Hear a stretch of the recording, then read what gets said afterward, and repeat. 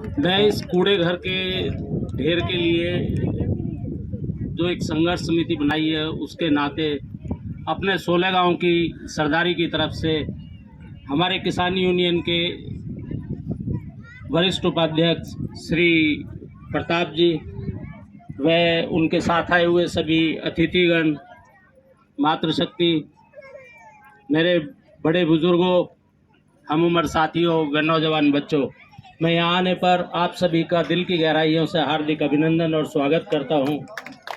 आज हम दोनों तरीके से दुखी हैं क्योंकि हम यहाँ इतनी तपती हुई गर्मी में बैठे हैं, तो हमें इस कूड़े का जो ढेर यहाँ लगना है उसका भी दुख है। और आज हमारे बुजुर्ग भानु जी के परिवार में बड़ी दुखद घटना हुई, उसके लिए भी हम बहुत दुखी हैं और हम परमात्मा से प्रार्थना करते हैं कि उनको, परिवार को इस दुख को सहने की शक्ति दे। जहाँ तक अभी मेरे से पहले लोगों ने बताया कि बहुत ही सीधे साधे लोग हैं, यहाँ एरिया ढलान की तरफ पानी भरता है और बहुत ऐसे लोग हैं, कोई कुछ कहता नहीं है। ये सही बात है कि पहले यहाँ पे एसटीपी प्लांट लगा था और इस एरिया के जितने भी कम से कम ज़्यादातर लोग ये जानते हैं कि पहले मदनपुर खादर जसौला में एक प्लांट था।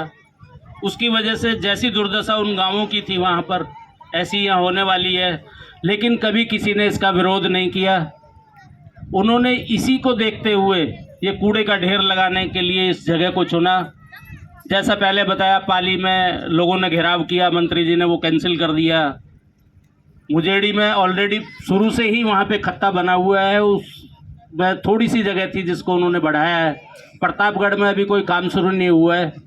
सही बात ये थी कि हम 50-52 एकड़ ज़मीन है, इसको उन्होंने चुना कि यहाँ कूड़ा घर बनने से यहाँ की ज़मीनें ख़त्म हो जाएंगी और किसी न किसी नीति के तहत इन ज़मीनों को ख़रीदने का काम होगा, हाईवे यहाँ से निकलेगा और बाद में ये लोग यहाँ से कूड़ेदान को हटवा देंगे और फिर उससे वैसा ही होगा जैसे आप पहले सुनते आए हैं कि सस्ती खरीदो महंगी बेचो।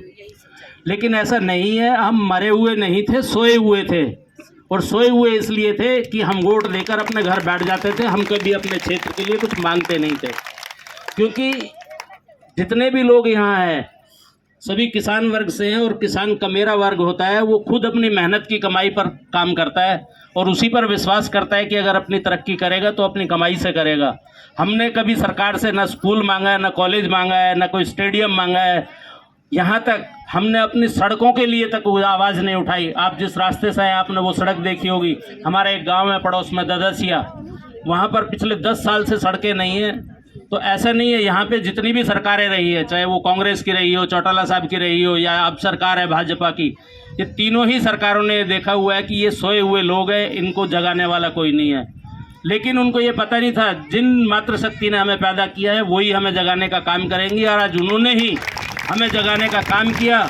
मैंने जैसे ही ये पता लगा कि कूड़ा का ढेर यहाँ करने वाले हैं, मैंने एक बार फेसबुक पर डाला, कई लोगों के जवाब आए, आपको क्या पता यहाँ बनेगा।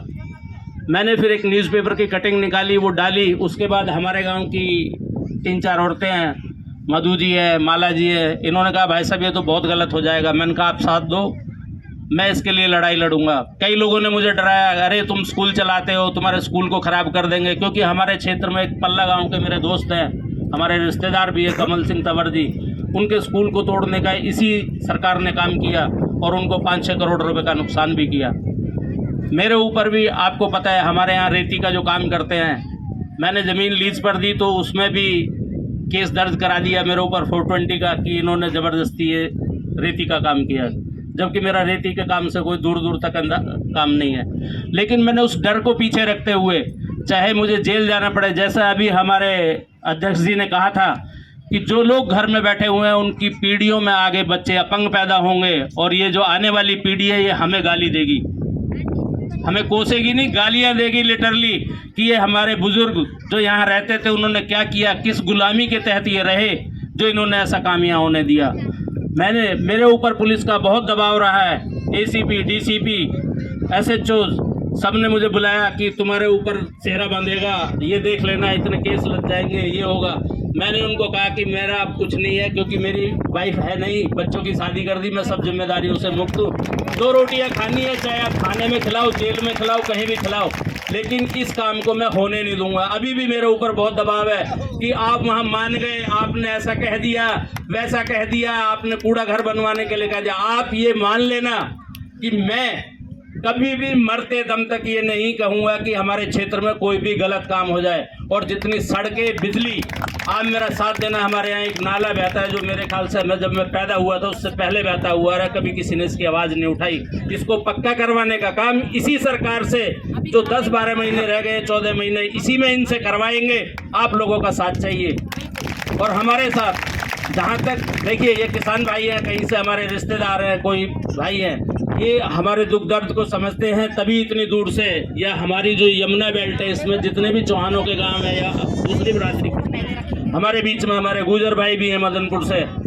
तो ऐसा कुछ नहीं है, ये किसान है, हमारी जाति किसान है, और हमारे सब का दुख दर्द ये सब लोग समझते हैं। बल्लभगढ़ से मेरे भाई रविंद्र फौजदार जी मेरे बड़े पुराने मित्र हैं, इनका फ़ोन आया कि मैं भी आ रहा हूँ। मैंने कहा जी आप भी आ जाओ, आप भी हमारे साथ लगो, क्योंकि जितने हमारे भाई हैं वो हमारे दुख दर्द को समझते हैं। और आप लोग इसी तरीके से साथ देते रहना, हम इस लड़ाई को जीतेंगे।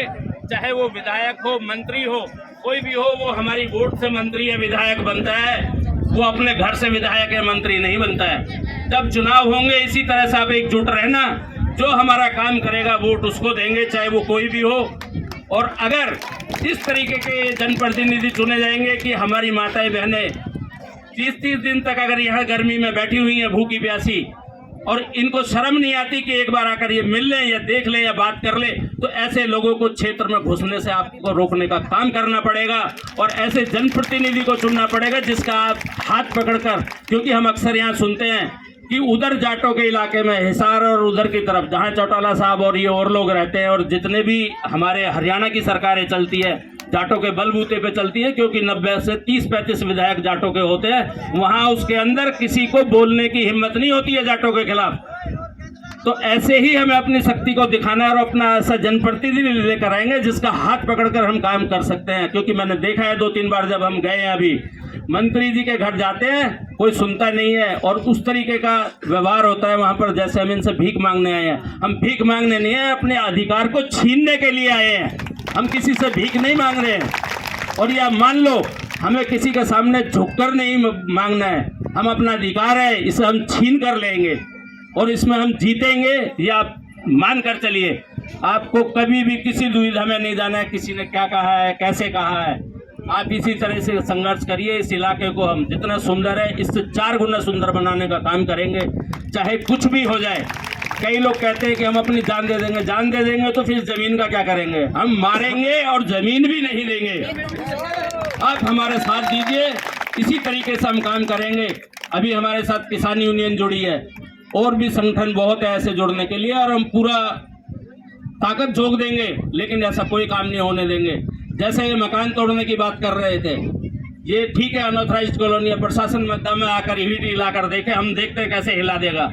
जहाँ एक तरफ मुख्यमंत्री कहता है 1 जुलाई 2022 से पहले की कॉलोनियाँ सब वैध होंगी, और उससे पहले की कॉलोनियों पे पीला पंजा नहीं चलेगा। इन अधिकारियों को, क्योंकि ये अधिकारी दलाल हैं यहाँ के, ये अधिकारी नहीं दलाल है, ये दलाली करते हैं मंत्रियों की और सरकार की। ये यहाँ से हम लोगों से पैसा इकट्ठा कर करके वहाँ तक पहुँचाने का काम करते हैं। इसलिए हम पे दबाव डाल रहे हैं, क्योंकि इस जमीन को ये हड़पना चाहते हैं और हमारे क्षेत्र के किसानों की जमीनों को सस्ते दामों पर खरीदना चाहते हैं। इसलिए आप इस संघर्ष में जुड़े रहिए। मैं आपसे वादा करता हूँ हम जीत कर जाएंगे और जीतेंगे। और ये आप गांठ बांध लेना, जिस तरीके से आज आप इकट्ठे हो, जब भी इलेक्शन हो इन लोगों को यहाँ से इसी तरीके से भगाने का काम करेंगे। यहाँ पर आए हुए सभी अतिथियों को दोबारा नमन करते हुए मैं उनका धन्यवाद करता हूँ कि आप इतनी गर्मी में आए और हमारे इस आंदोलन को आपने सहयोग करने का आश्वासन दिया। धन्यवाद।